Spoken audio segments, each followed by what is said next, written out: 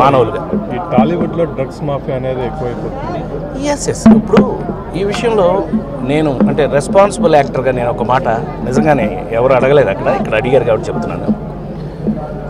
Drugs అనేది మీరు ఇంతకుముందు ఎక్స్పీరియన్స్ కానీ ఇప్పటి వరకు జరిగిన ఎక్స్పీరియన్స్ తీసుకున్నా ఫస్ట్ క్లాస్ ఆర్టిస్ట్లో ఎవరిలోనూ ఇలాంటిది ఉండదు. ఈ second grade third grade frustrate అయిపోయి అంటే వాళ్ళు ఒకటి ఊహించుకుంటారు, జీవితంలో నేను ఒకటి అవ్వాలనుకున్నాను, అది అవ్వకపోతే నాకు ఫ్రస్ట్రేషన్ తీసుకుంటే ప్రయోజనమే ఉంది. ఒకటి అవ్వాలనుకుంటే దానికి ఏమి చేస్తే అవుతామో అది చేయాలి. కానీ ఈ ఈ ఈ పిచ్చి రూట్లకి మారిపోవటం అనేది మంచిది కాదు. ఈ విషయాన్ని మాకు వీలైనంత వరకు కాస్త సరదాగా నవ్వుతూ చెప్తాను కాబట్టి సినిమా ఇండస్ట్రీలో నా మాట చాలామంది వింటారు.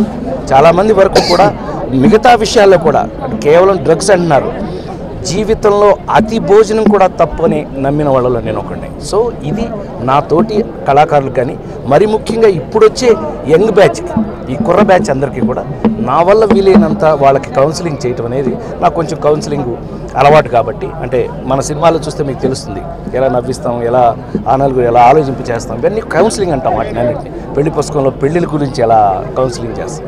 ఈ విధంగానే డ్రగ్స్ అనేది తాత్కాలికమైన ఆనందం అని ఎవరన్నా ఫీల్ అయితే కనుక అది పర్మనెంట్ జీవిత నాశనం.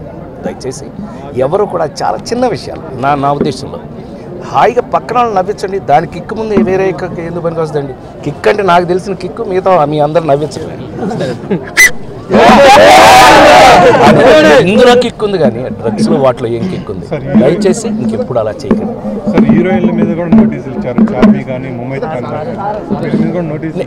ఇప్పుడు నేను మాట్లాడిందంటే బ్రదర్ పర్సనల్ పర్టికులర్గా అంటూ ఎవరికి వర్తించదు. మనకి రాజేంద్ర ప్రసాద్ అనేవాడు నవ్వులన్నిటికీ వర్తిస్తాడు. అట్లా నేను ఇందాక చెప్పింది అందరికీ వర్తిస్తుంది. అది నేను ప్రస్తుతం అధ్యక్షుడిగా నేను వేరే వాళ్ళకి అప్పచెప్పాను. ఏది అయినప్పటికీ కూడా నేను అట్లా కాకపోయినంత మాత్రం రాజేంద్ర ప్రసాద్ గారు నాకు రెస్పాన్సిబిలిటీ లేదా? ఉంది కదా.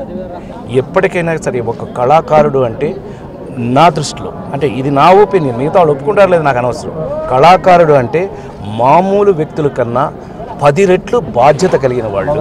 కళాకారుడు అనేవాడు ఎప్పుడు కూడా సమాజానికి ఉపయోగపడాలి అని నమ్మేవాళ్ళు. నేను ఒకడిని, మీ ఇంట్లో ఒకడిని నేను. ప్లీజ్ నమ్మండి, మంచి చేస్తే దేవుడు ఎప్పుడు మంచి చేస్తాడు. దేవుడి ముందు నుంచి మాట్లాడుకుంటాం మనం.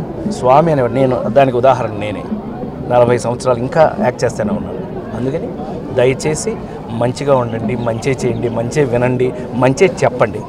ఓం నమో వెంకటేశాయ.